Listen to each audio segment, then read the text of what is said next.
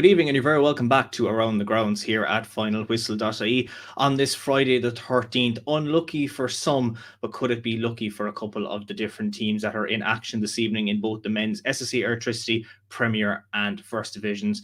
We will have reporters scattered across the country to bring you full-time reports on all of the games. And we will start with the Midlands El Clasico down in Lissywollen, where Athlone Town hosted Longford. Athlone looking to pick up a big 3 points and try and build some momentum, while Longford remain, of course, in the promotion places. Watching the action for us was Sean Comer. Yeah, Diarmuid full-time in Athlone, and Longford have won the second El Clasico to Midlands of the season, beating Athlone 2-1.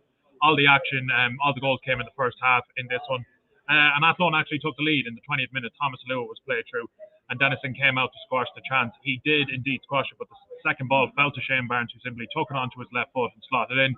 Apparently on the replays, it looks like Dennison might have handled it outside the box, so he gets away with it slightly. Nonetheless, Athlone had the lead, and they were happy up until about the 31st minute when Carl Chambers put in a cross.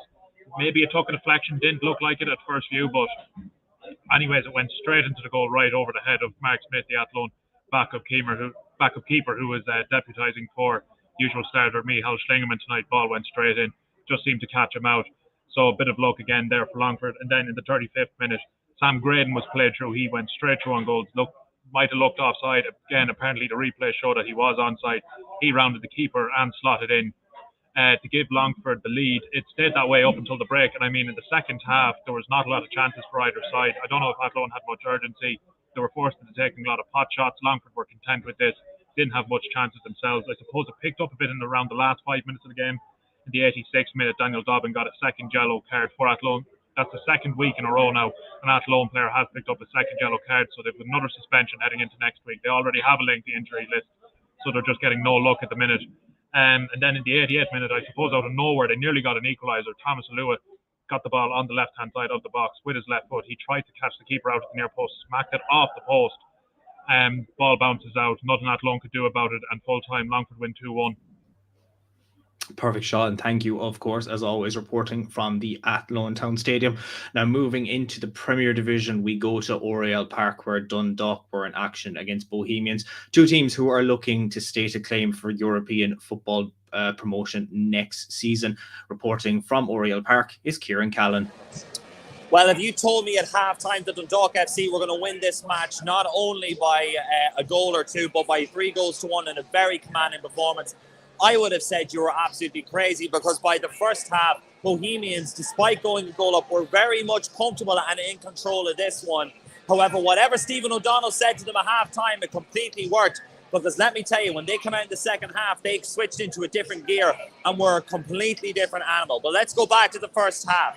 Dundalk FC started very, very brightly in this one with a couple of half opportunities to test James Talbot. All of a sudden, it was Bohemians, however, who went ahead.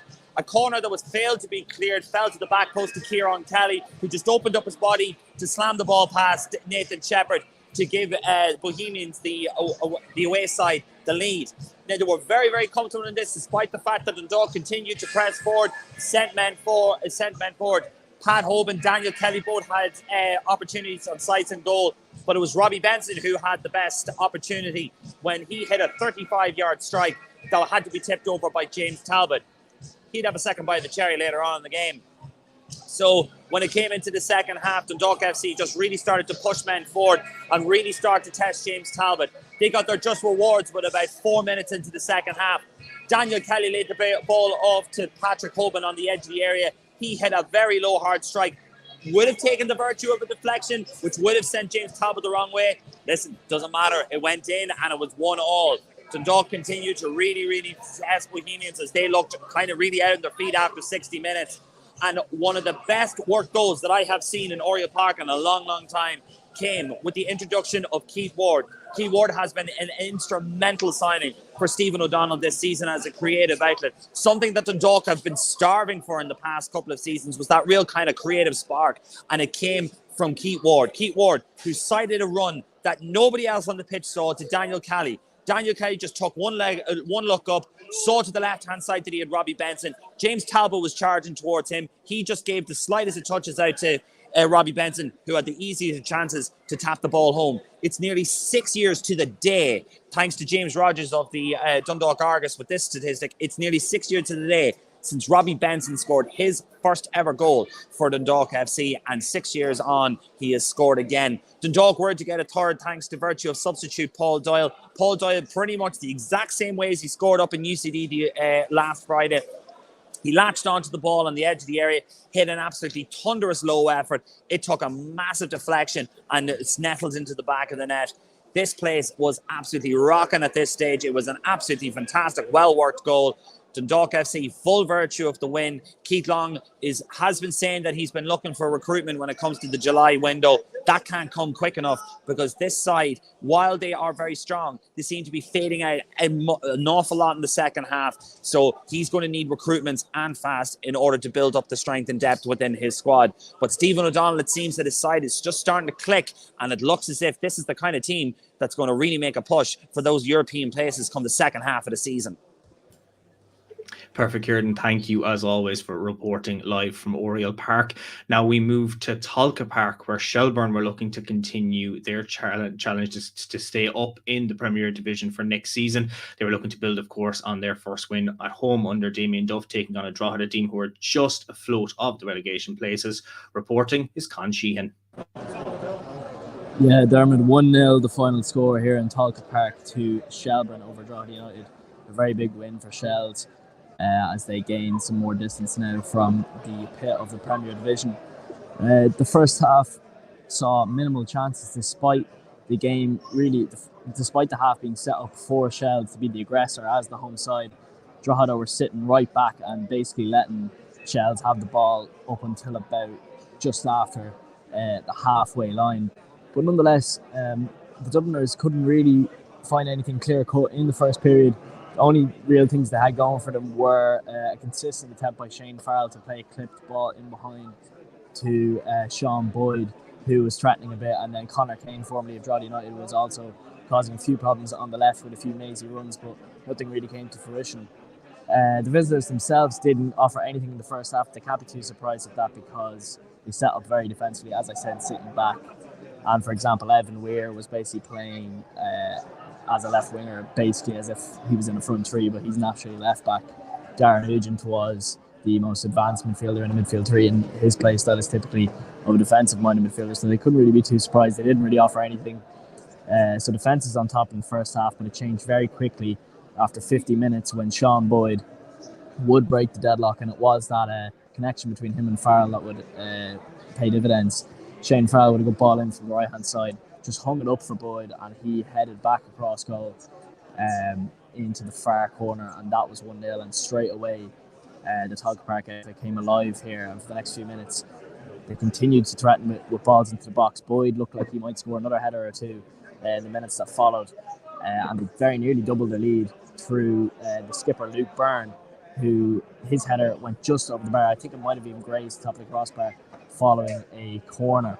Then, following on from here, Drogheda did make some much-needed attacking changes. Chris Lyons came on, Ryan Brennan came on, George Poynton came on, and this added a bit of a renewed threat for them. But what Shells did do very well was break up the play, similarly to how they did it in the reverse fixture ahead in the game park. They broke up the play well, managed the game, and just ran down the clock. And Duff was looking to make too many substitutions, and he didn't really need to. Drogheda, yes, they pushed on, but they never really looked like getting that equaliser. They had one big chance 70 minutes in. Chris Lyons' effort deflected towards the goal mouth where Ryan Brennan was, but he just blazed his attempt over, and from then on they only threatened with route one balls, but Dells doubted it, held on to a very big result. So yeah, that sees them go 5 points ahead of Drogheda now. So great win, and Damien Duff will be ecstatic with that. And as for Kevin Doherty, he really needs to keep trying to address that problem by where they go down. The game plan seems to go out the window. So 1-0 to finish here in Tolka Park. Perfect, Con. Thank you, as always, for that report. Now to action in the First Division down in Ferry Carrick Park. Galway looking to make use of a game in hand against Cork to try and go level at the top of the table, while Wexford were looking to claim a big scalp in the hopes of getting into the promotion places. Watching the action was Sean Crosbie.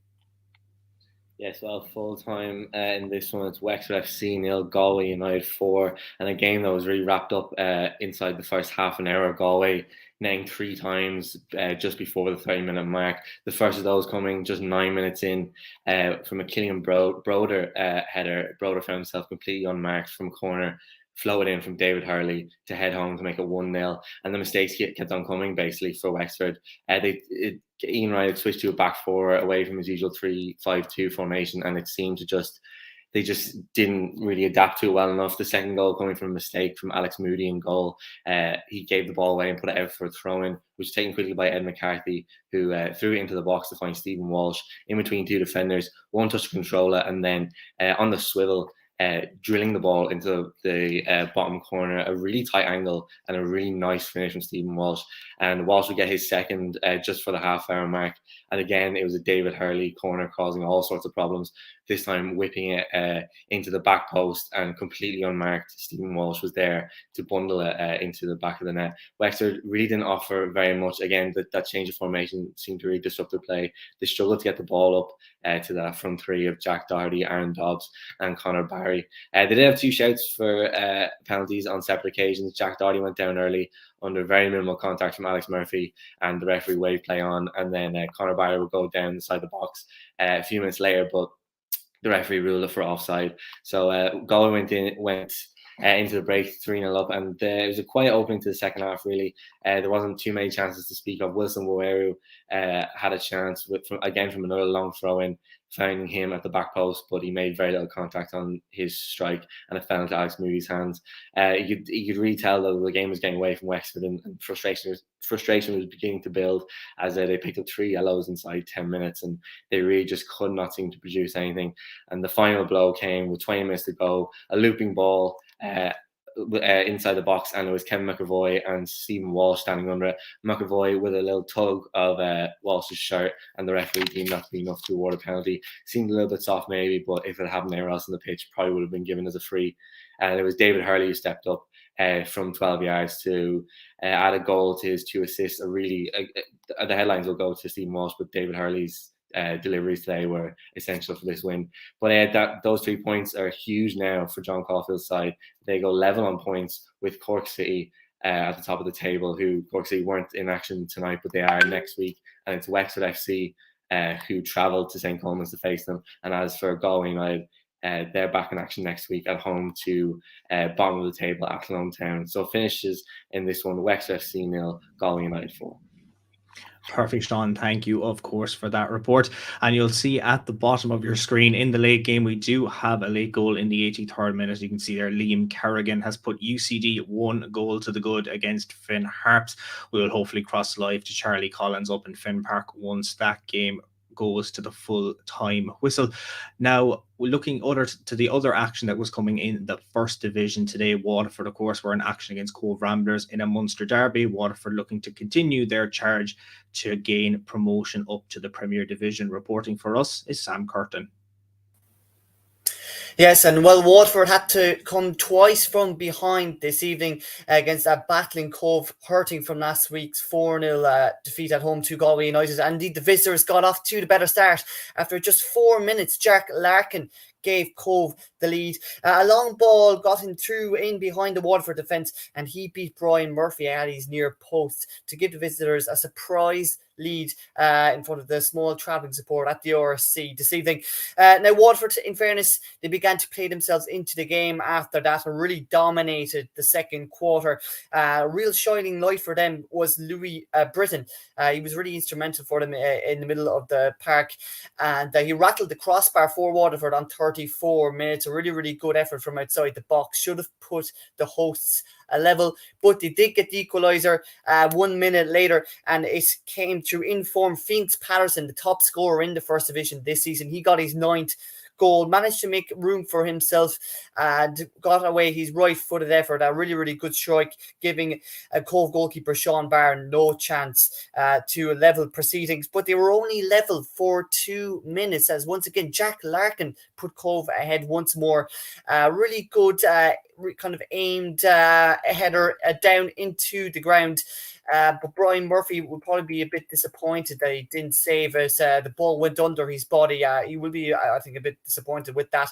But a well-deserved lead for Cove at the break. Second half, though, Waterford, in fairness, were much, much better. And, they got the reward in 15 minutes through Sabowale. He levelled proceedings for the hosts. He took advantage of some poor Cove, and they were really getting in behind the defence before slotting the ball past Barron to make it 2-2. And from there, really, Waterford really were on top. And the difference between the full-time side and the part-time side really told in the final quarter as Waterford hit for home, and they got the crucial goal on 79 minutes, and it came again from the ever-present Louis Britton.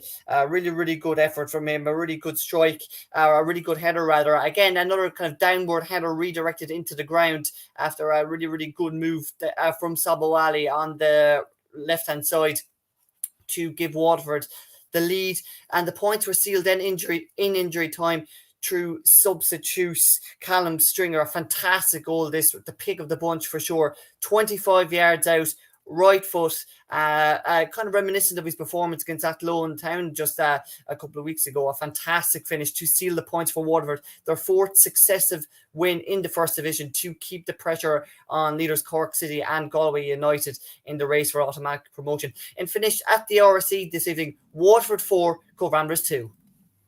Perfect, Sam. Thank you for reporting on that game for us this evening. Now we look at the game in Tala, the two heavyweights in the Premier Division going head-to-head as the league leader Shamrock Rovers took on second-placed Derry City. Just a point separating the two teams going into kick-off at 7:45. Reporting for us is Rory Morrow. Thanks, Diarmuid. Yes, as you say, just a point was in it. Ahead of kick-off, Shamrock Rovers were a point ahead of Derry City following the last week where Derry had dropped points twice to Bohemians and St. Pat's at home. But Derry stuck to their manager, Rory Higgins, who had said before that they were going to go to Tala for the win. And they did, because they dominated the first half. Jamie McGonigal, the league's top scorer, was a constant pest. On 19 minutes, he nearly got in when Brandon Kavanagh played him in with a cross at the back post, and that forced home goalkeeper Alan Manos into a fine save. Richie Tyrrell was at the heart of anything that the hosts were doing well. And he had a shot that went just over on 27 minutes. Rory Gaffney went close just before half-time as the Shamrock got into their rhythm. A pirouette and a turn, but the shot went just wide and it was goalless at half-time. Shamrock made some really good substitutions, had a really good impact. Sean Kavanagh came on the back, replacing Sean Gunnan, and he made 3 crucial blocks throughout the second half. But even more crucial was the substitution of Daniel Mandrew for Gaffney, because Mandrew got the winner. It was coming to be there. Derry were less and less dominant. Graham Burke had been getting into the game. He flashed a shot into the side netting, and then from the resulting corner, his pullback found Sean Hoare, who produced what I can only say was a centre-back's finish, hoofing the ball well over the bar. But it mattered not, because Mandrew got the winner in the next play. Tyrrell drove forward purposefully from midfield, played Andy Lyons, who cut in from the left, and his shot was saved by Brian Maher, but only so far as Mandrew, who had a tap-in, and that was the key moment in the game. Arguably an undeserved win for Shamrock, but you can see why they're at the top and why they're the league leaders, because a gritty performance, perhaps undeserved. Derry arguably should have taken something, but they were rue wastefulness once again for drop points. But full time at Tala, Shamrock 1, Derry 0, Rovers now 4 clear at the top. Perfect, Rory. Thank you as always for that report. Now going back into the First Division, the final game of the night saw Treaty United taking on Bray Wanderers at the Markets Field.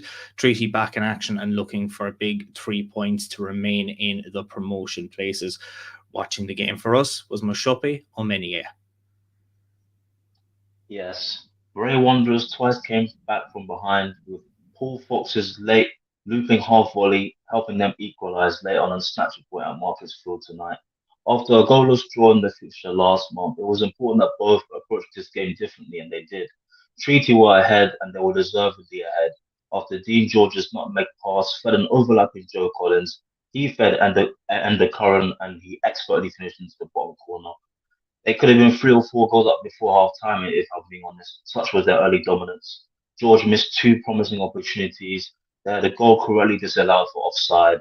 And then Conor McManus made an excellent last ditch sliding tackle to thwart their goal scorer just before the break. But give credit to the visitors, they battled back and would have been enthused by their narrow deficit heading into half time, given how poorly they played for the first hour. They were repeatedly stifled by Dara Lynch's pace in transition, and it showed.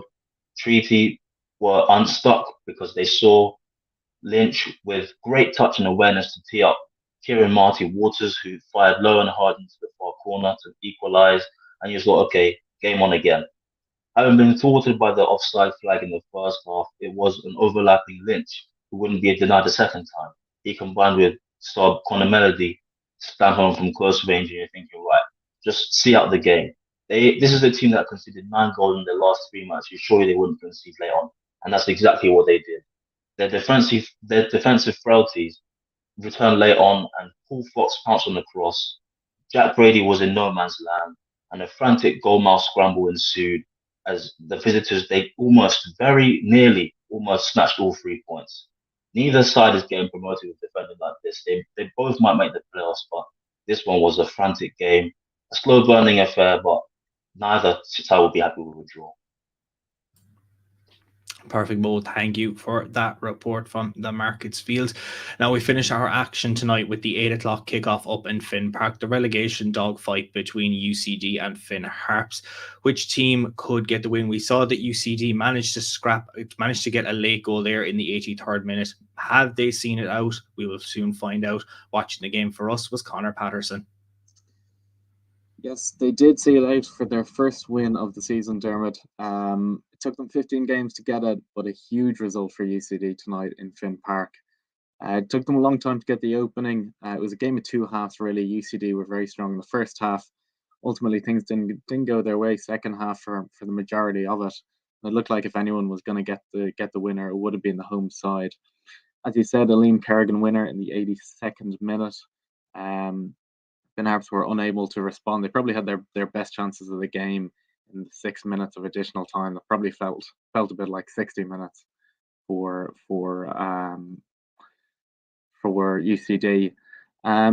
Quiet first half. The opening few minutes were pretty slow. Dara Keane probably had the best chance after 8 minutes with a header from a Liam Kerrigan cross. As the game progressed, Colin Whelan started to get into the action. After about, I think it was about 18 minutes, he drove at Ethan Boyle in the Finn Harps defence. Ultimately left the Finn Harps defender falling backwards, opening up a shooting opportunity for Colin Whelan. He'll be disappointed not to have gotten that one on target. He blasted over the bar. Unfortunately for him, did give him the confidence. After that moment, he looked much more lively. Him and Liam Kerrigan combining a couple of times, setting up a great opportunity for former Finn Harps man Michael Gallagher for a long range effort, sliced wide. As the first half progressed, Finn Harps started to get into it. Barry McNamee started to enjoy himself out there. Was winning the ball high up the pitch from a good press on the UCD defence in midfield. Their best chance probably came out with 10 minutes to go in the first half. Free kick was narrowly headed over by UCD midfielder Dara Keane over his own goal. He kind of fell backwards as he was heading it. I'm not sure how much he knew about it, but it was a vital interception from the free kick. As the half went down, UCD huffed and puffed a little bit, but were unable to fashion anything too serious. Early into the second half, Finn Harps made a change. It was Bastian Eri was introduced in for former UCD man Yo-Yo Mahdi. This kind of gave an extra body for Finn Harps in the midfield and changed the game completely. They were able to control possession far better. One thing they couldn't really do in the first half was hold the ball, but they were far more controlled in the second half. Also, 10 minutes into the second half, Colin Whelan went down with a knee injury. A huge turning point in the game as well. UCD took a long time to recover from that. There was a few changes, a lot of fouls as well going in that really disrupted the flow of the game. Ultimately, though, after Finn Harps kind of started to up the ante, it was UCD who got the goal. Jack Keeney won the ball very high up the pitch, a really impressive press high up and deep into the Finn Harps half. He sprayed the ball out to Caffrey. Caffrey wide found Liam Kerrigan. Beautiful finish from Liam Kerrigan. Nothing McGinley could do in the Finn Harps goal. Really shocked the Finn Harps crowd, who were probably expecting a goal down the other end if there was one to come. Finn Harps then huffed and puffed. They had a few good chances at the end. Best chance falling to Eric McWoods. The American found himself with acres of space at the back post with a header. How he missed the target, I'm not quite sure. Another one or two chances in injury time, but nothing major. UCD will be delighted with the win. This puts them right back into a relegation fight. They were on 5 points before tonight. They're now just 2 points behind Finn Harps on 8 points. With the Shelbourne result earlier on tonight, it could have been a great opportunity for Finn Harps to kind of pull away from UCD. Hasn't been the case. They're right back in the fight for 9th and 10th place. Liam Kerrigan will be delighted. The only worry for UCD will be that Colin Whelan injury. But as we saw, Liam Kerrigan could fill that role up top. He filled it really well. Relegation scrap still on here in the League of Ireland Premier Division. Finished here at Finn Harps. Finn Harps 0, UCD 1. Perfect, Conor. Thank you for that report. Now that concludes all our live reports from this evening's games. We will just take a brief run through all of the results as well, starting with the games in the Premier Division. Of course, a big night down in both of those divisions. But you see them scoring there at the bottom of your screen. Dundalk with a big 3-1 win over Bohemians. That will steady the ship and try and get them up toward the European places. As Rory said, Shamrock Rovers managed to get the 1-0 win over Derry City. Just the goal between them in that game, but of course now 4 points clear at the top of the table. Shelbourne, a second win in a row for Damien Duff at Tolka Park with a 1-0 win over Drogheda United. But of course, Finn Harps losing 1-0 at home to UCD. As I said on the podcast with Ciaran in midweek, Drogheda will be able to breathe a sigh of relief knowing that they're still 3 points clear of Finn Harps in the relegation zone. Athlone Town suffering a defeat in the Midlands El Clasico, 2-1 defeat to Longford Town. Treaty being held by Bray down at the Marketsfield 2-2 in that game. A late Paul Fox goal, of course, as Mo said.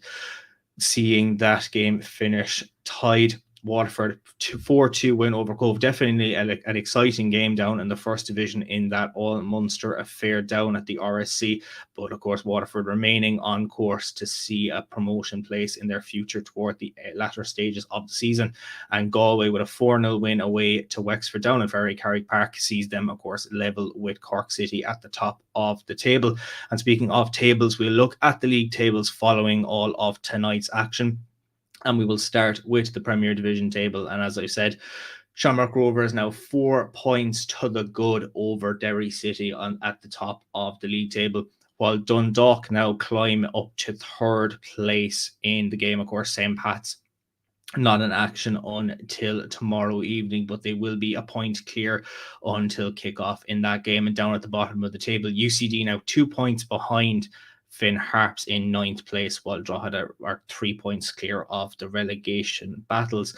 Looking at the statistics as well, coming from that league table, or the league in general, should I say, Jamie McGonigal remains the top goal scorer in the league with 9 to his name. Patrick Hubin goes up to 7 goals for the season, and Danny Mandroy, of course, goes up to 6 goals as well tonight.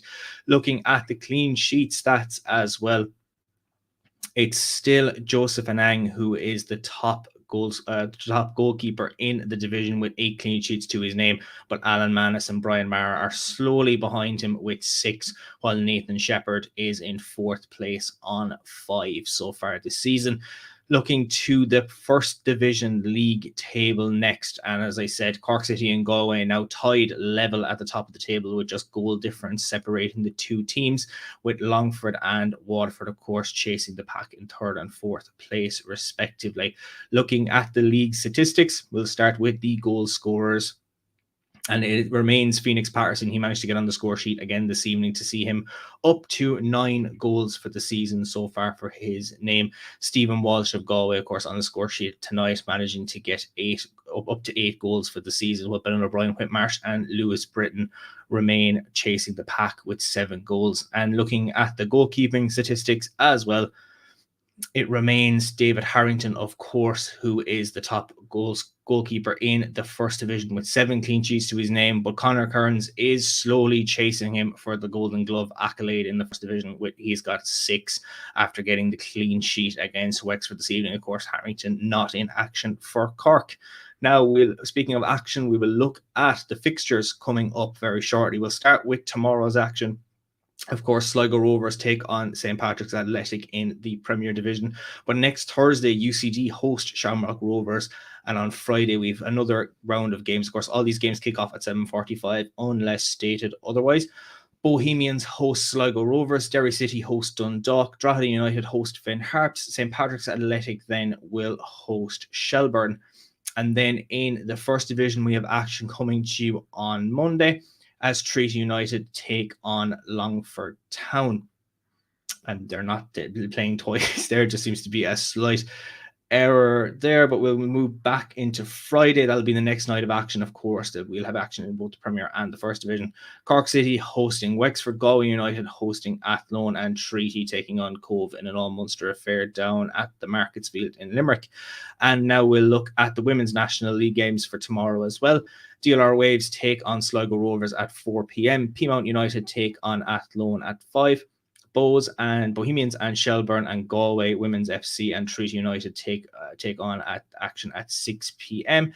And Cork City take on Wexford Youths at 7. And the DLR game as well is free. And I believe Bohemians are also looking to set an attendance record as well. And as far as I know, if you arrive at Dalymount Park with a bicycle, you get free entry in that game. So if you're cycling around Dublin and you're near Dalymount Park, why not go to a game in the Women's National League? And the final fixture that we have coming to you tomorrow is Rockmount AFC taking on Bluebell United at Turner's Cross in the Intermediate Cup final.